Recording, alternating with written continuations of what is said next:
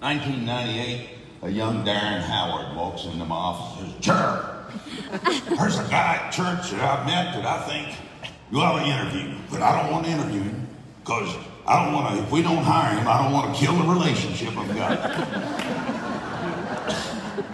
Well, I knew immediately I would want to interview him because Darren had already risen to a key position in their organization. And I thought, boy, if his integrity and standards are anything like Darren, we sure want to talk to him. So he comes in, I interview him. He hadn't hit the second step out the front door before Darren's back in the office. "Sure, what'd you think?" I said, boy, I was impressed. That led to launching our standard selection process, which ended in taking my wife and I, Edwina, taking him and his wife out to dinner. So, because we thought it gives us a chance to get to know each other, develop a relationship, and really create a bond. During dinner, I said, we would really like to have you join our organization. And immediately, his wife, Charity, starts crying. I learned later that it was because she had hoped that he could get a job that had the income-producing ability so that she could stay home and raise their young son, who was just a few months old. Well, he accomplished that for both boys, as a matter of fact. That became one of the best decisions I made in 40 years in business.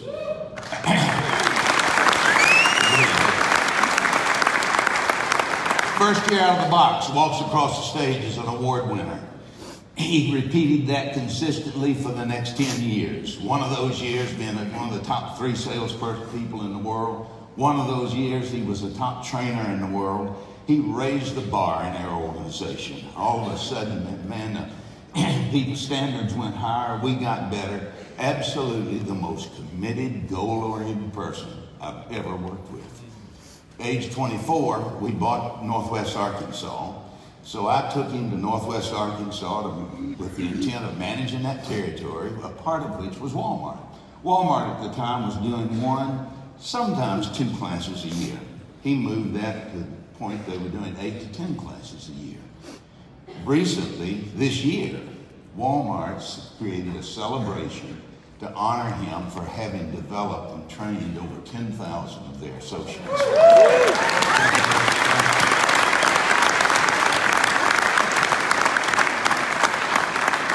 I was particularly pleased and proud when they purchased my franchise that they sat down and one of the first things they did was decided that they wanted to develop an intentional culture. A culture that nurtured people, that helped them to perform at a high level, to be their very best. I'm honored to present to you my good friend, managing partner of Howard Mohorn and Associates, Seth Mohorn.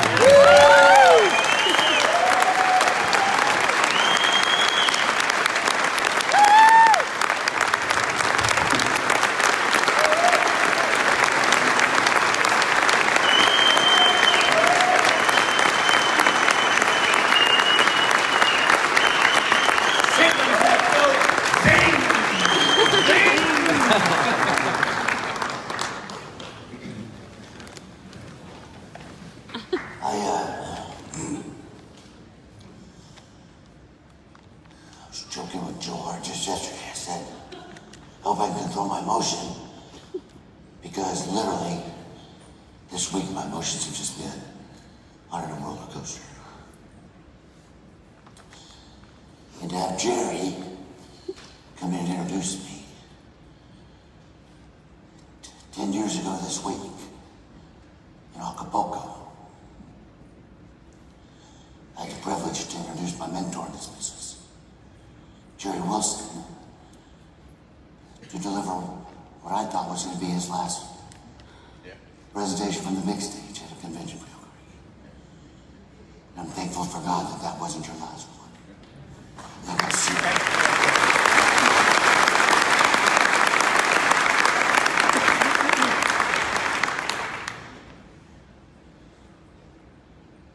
I believe things things work for the betterment.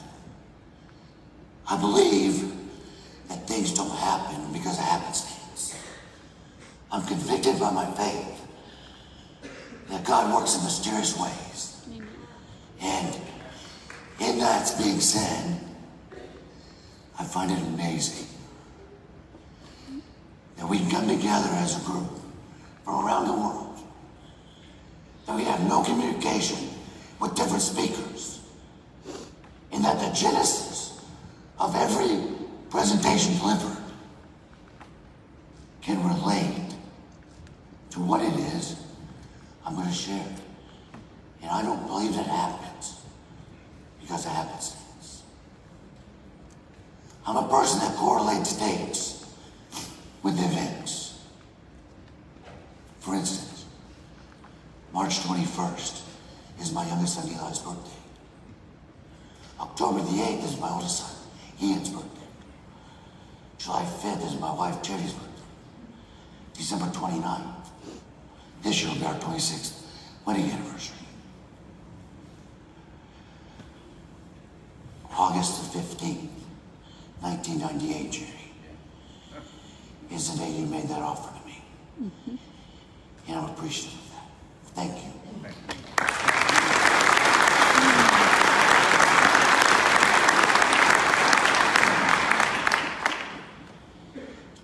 Two things this morning, or this afternoon now, I'd like to convey.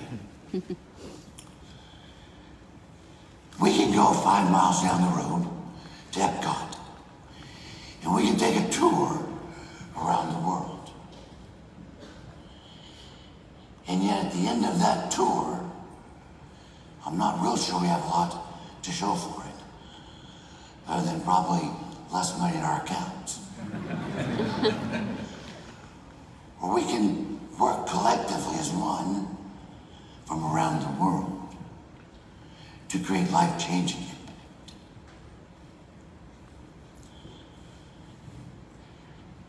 Some of you may know my story.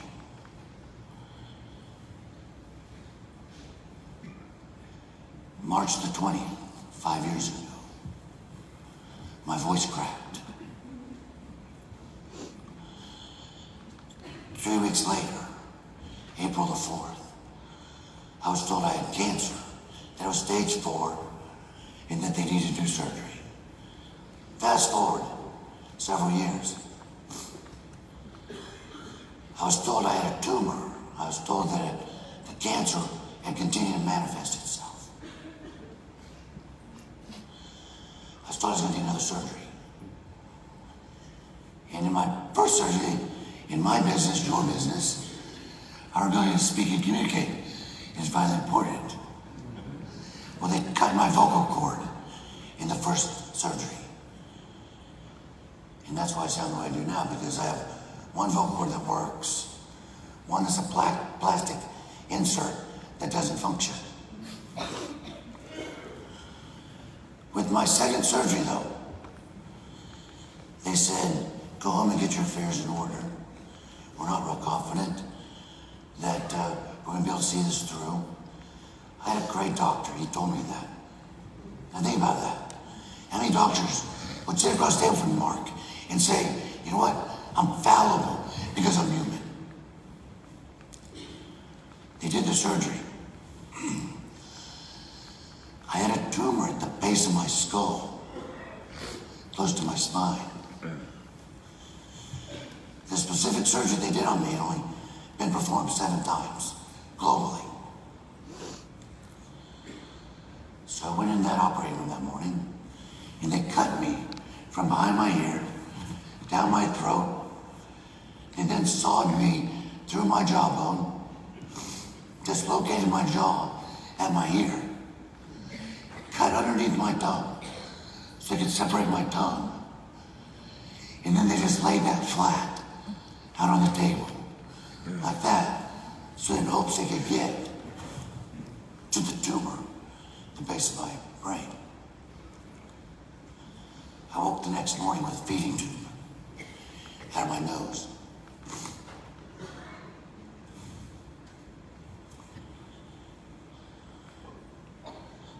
I made a commitment it on the front end. That I wasn't going to sustain my life having to have something artificial sustain my life for me. The doctor said, we'll give you 4 weeks to learn to swallow again, because I couldn't swallow.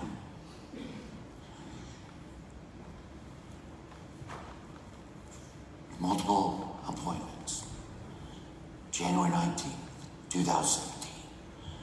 I'm sitting in an office about 12 foot by 12 foot. My oncologist, my dad, my wife. Today's the day. Today's the day a decision's made. A person's life can be sustained 21 days without food or water. 21 days. The doctor, the oncologist looked at me and he said, you didn't pass your swallow test this morning. He said, it's time we make a decision. And I said, my decision's been made.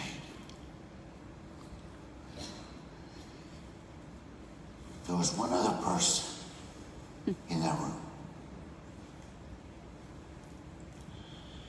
And that person became what you see on this screen. There's a word common to all of us, literally in the verb sense, defined identically around the world. And it's the word advocate.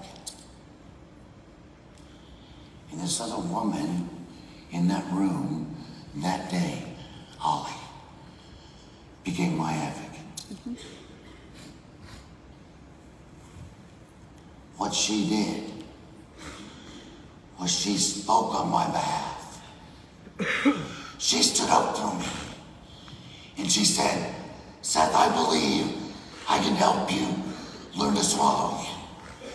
And she told the doctor, she said, he doesn't want the pick for the feeding tube. He's decided he's not going to do that. But what I need you to do, I need you to release him to me. And when you release him to me, I'm going to help him.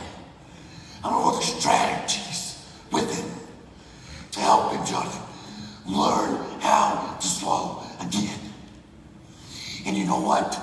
I left that room not knowing if that much water would cause me to aspirate and die without even knowing it. And what Amanda did,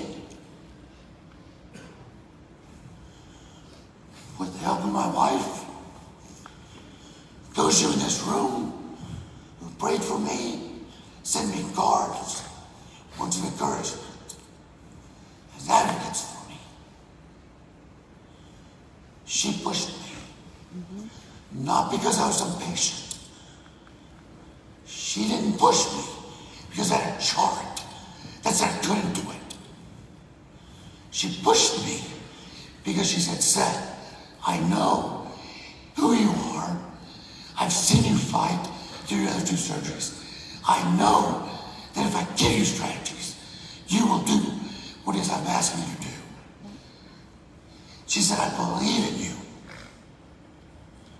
And with that, her and I sat on a journey similar to what Remy talked about. And she taught me strategies. She taught me to swallow. And I'll never forget that droplet of water they gave me. And they said, drink it. And let's see. It was the best taste I've ever had.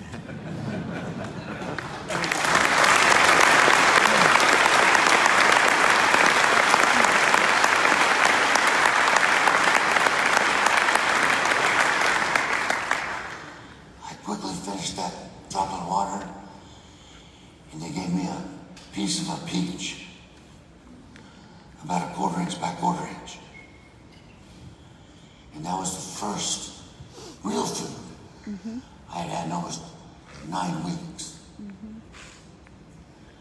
The things we take for granted. Things we take for granted. But I'm not here today without Amanda advocating on my behalf. That's right.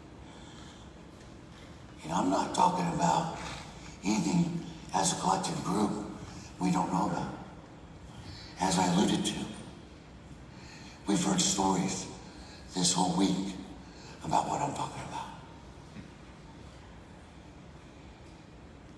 It's the second person, and I didn't even notice him here, was Jerry. And simply put, I remember sitting in Jerry's office. Jerry had a stand-up desk, so when we had conversations, we went over to these 2 love seat sofas. It was my 3rd interview. And I looked at Jerry, and I said, Jerry, I said, all I need is a chance. I said, just give me a chance, I won't make it look bad. And you know what? Jerry advocated for me. Jerry stood up. Jerry spoke on my behalf, as Darren had done. Yep. And he provided an opportunity. It became a life-changing opportunity. So I'm here today because of at least 2 people I mentioned. I know for a fact that this is the greatest organization. That this organization is going to continue to manifest itself, grow itself, change itself, and evolve. I told Joe during his talk afterwards on opening morning, I said, I just get so emotional listening to what great things are going to happen in this organization. And at this stage of my life, at least what doctors have told me, I don't get emotional about a lot of things, really. But I'm worried and emotional about what my kids are going to be like with their kids. I'm going to miss out on that. And the same thing is, I get emotional about this business. Because for 21 years, this business has rewarded me, done things I never thought I'd be able to do. The relationships I developed, the friendships that have been developed are amazing to me. And what I'll say is this, and I'll challenge you simply. There is a symbiotic relationship between success and you and I being advocates for those we come in contact with. And we need to look no further than our founder's book title to see that and to understand that. So my challenge is, take command by being an advocate for those you come in contact with, personally and professionally. And in the end, you will create changed